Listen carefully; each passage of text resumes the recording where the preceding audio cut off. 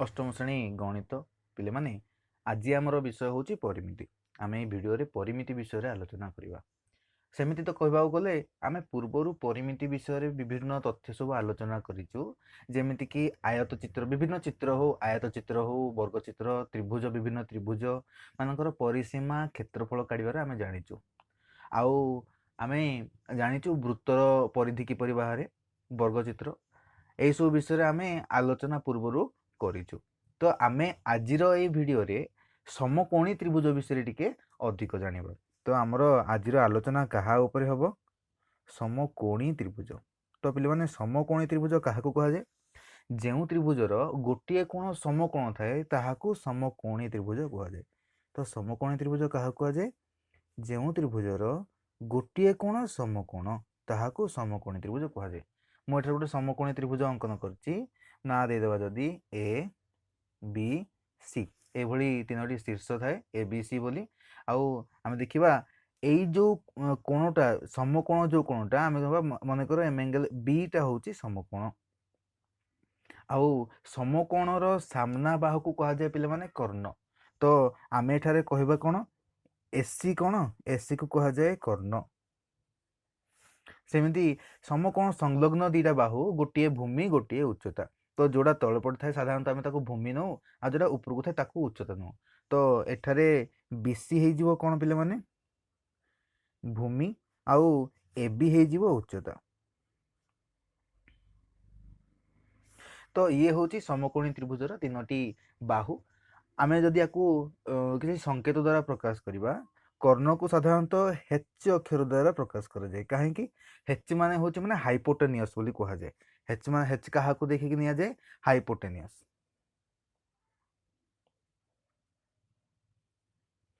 हेच हूँ हाइपोटेनियस बा कर्ण को हाइपोटेनियस बा हेच बोली दर्शा जाए। कौन दर्शा जाए हेच।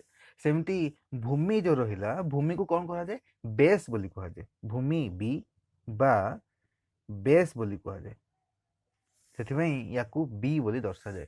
सेमती पे रहा उच्चता उच्चता कौन कहुए परपेंडिकुलर बा पी बोली दर्शा जाए। उच्चता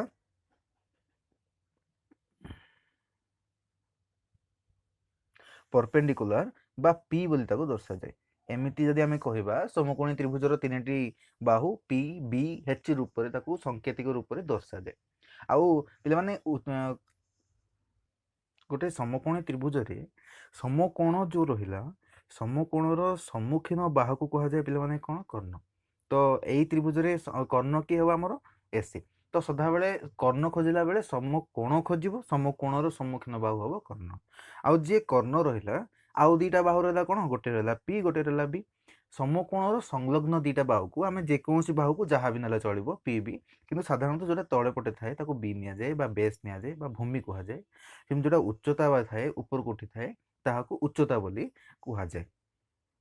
यही समकोणी त्रिभुजर तीन बाहु जमीक रहा पी बी एच एम भितर संपर्क एम मध्य संपर्क दर्शाइबा प्रथम गणितज्ञ होउचंती पिथागोरियस। तो तांकर कहिबा अनुसार से कौन कही कर्णर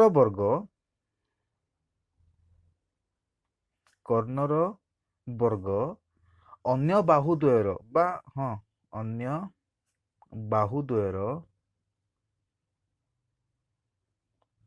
वर्गर समष्टि संगे समान। समष्टि संगे समान कौ त्रिभुज पे मैंने कहते समकोणी त्रिभुज कहते। तो पिथागोरियस कौन कहते पिथागोरियस कहते यही समकोणी त्रिभुज कर्णर वर्ग माने कौन H square is equal to अन्य बाहुद्वयर वर्गर समष्टि। माने अन्य बाहुद्वय रहा कि गोटे रहा पी गोटे रहा बी से वर्गर समष्टि। तो P square plus B square आम जदि या अन्य रूप में कहीपर समकोणी त्रिभुजर कर्णर दैर्घ्यर वर्ग यार भूमिर वर्ग और उच्चतार वर्गर समष्टि संगे समान। तो यही जो तथ्य लिखले आम H square is equal to P square plus B square बा कर्णर वर्ग अन्य दुई बाहुर वर्गर समष्टि संगे समान। यही तथ्य को कहुए पिथागोरियस उपपाद्य। आपको कौन कहुए पिथागोरस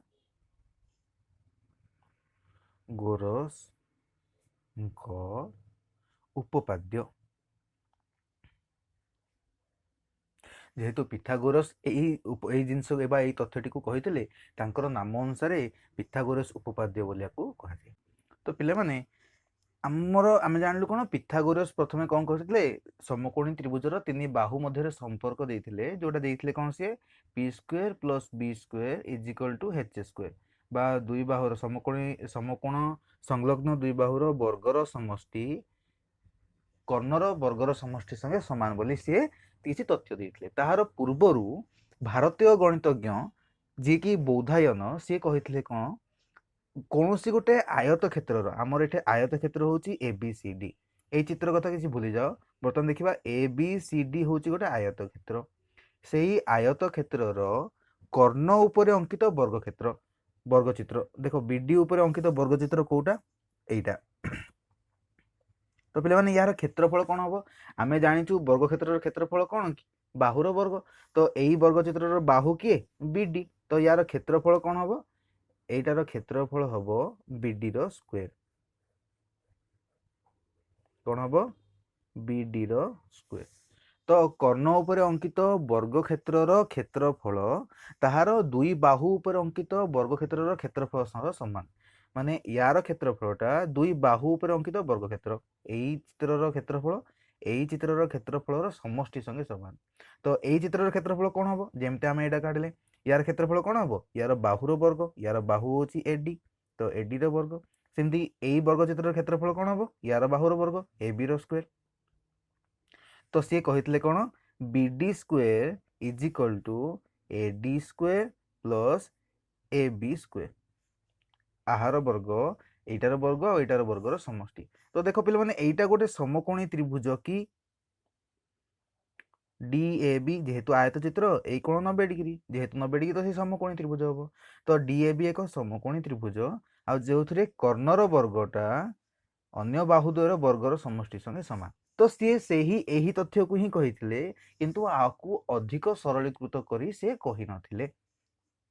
ବର୍ତ୍ତମାନ ପିଲାମାନେ ଆମେ ଆସିବା ପିଥାଗୋରସ୍ଙ୍କ ଉପପାଦ୍ୟ, ଯାହାକି କ'ଣ, H square is equal to P square plus B square.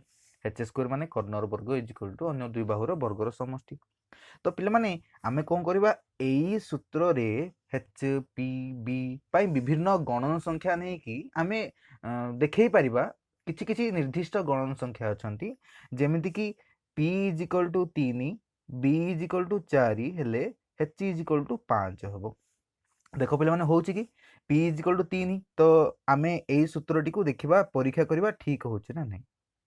ତ ଏଚ୍ ସ୍କୋୟାର ମାନେ କ'ଣ, 5ର square is equal to P square ମାନେ କ'ଣ, 3ର ସ୍କୋୟାର ପ୍ଲସ୍ ବି ସ୍କୋୟାର ମାନେ କ'ଣ, 4ର ସ୍କୋୟାର।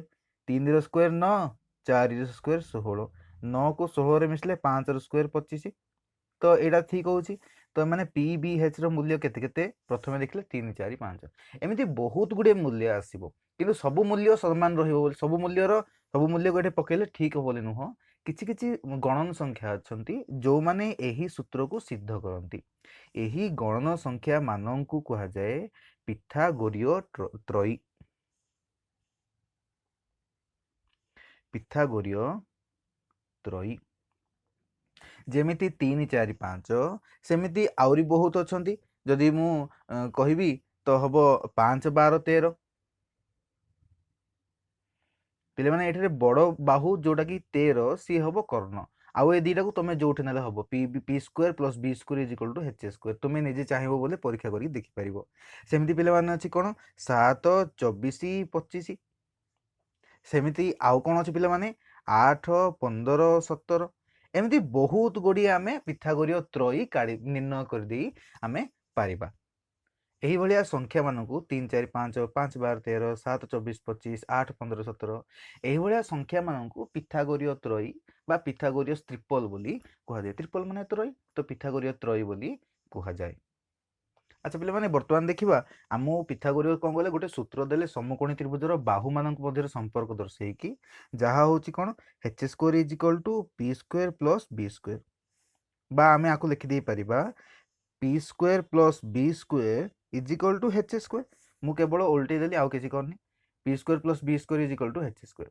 अच्छा पिलामाने एही सूत्ररू मते काढी परिबो कि पी स्क्वायर माने कोन करबा देखो पी स्क्वायर माने मते एटा दरकार तो बी स्क्वायर सेपटे गले कोन हबो H square minus B square P square जदि मु मूल्य काढिबी तो H square minus B square ये होची गोटे सूत्र आउ पिलामाने बी स्क्वायर केमति काढिबी देखो B square is equal B रो मूल्य दरकार बोले बी स्क्वायर इज इक्वल कोन हबो एच पी टा सेपटे पळेबो H square minus P square ये तो गला पिलामाने स्क्वायर रे आसला हमको जदि पी दरकार कोन करबा स्क्वायर टा जानि था जेमति गुणन सेपटे गले हरण हुए स्क्वायर टा सेपटे जीवो बोले सी स्क्वायर रूट हबो बा वर्गमूल हबो तो p इज इक्वल टू कोन हबो h square minus b square रो वर्गमूल ये गोटे तुम पे सूत्र हे परिबो सेमति पिले माने b कोन हबो b स्क्वायर जानचो हमें एटा तो b कोन हबो h square minus p square रो वर्गमूल 2 नंबर आउ पिले माने 3 नंबर क्वेश्चन जानचे हमें जोटा कि एटा एच स्क्वायर आम कौन जानचु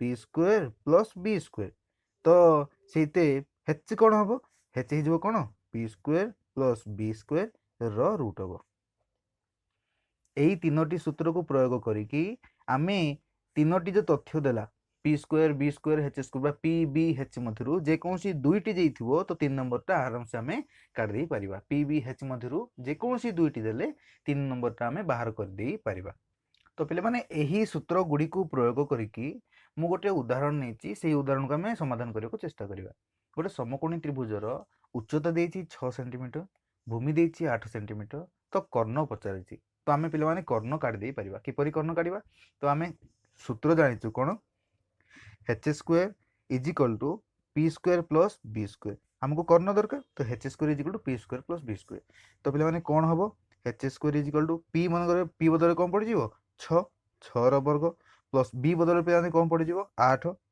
वर्ग तो पे कौन देख 6 वर्ग हम 36 8 वर्ग हम 64 H square is equal to कौन हम 36 रे 64 मिसले 100 तो पे एच स्क्वायर जदि 100 एच कौन हम 100 वर्गमूल जोटा कि आम 10 बोली काढ़ी दे परिबा किंबा जो चाहिबा एई डायरेक्ट सूत्र प्रयोग करिके आम उत्तर 10 बोली काढ़ी दे परिबा तो कर्ण कौन हम त्रिभुजर कर्ण कौन हम 10 सेंटीमीटर तो यही रूप में विभिन्न उदाहरण अच्छी जोटा कि आम अभ्यास किंबा आम बाहर जदि नहीं पारिबा तो सही भली आम जेकोसी दुईटी बाहु जदि देइची 3 नंबर बाहु को आम आराम से काढ़ी दे पारिबा एई पिथागोरीय सूत्र प्रयोग करी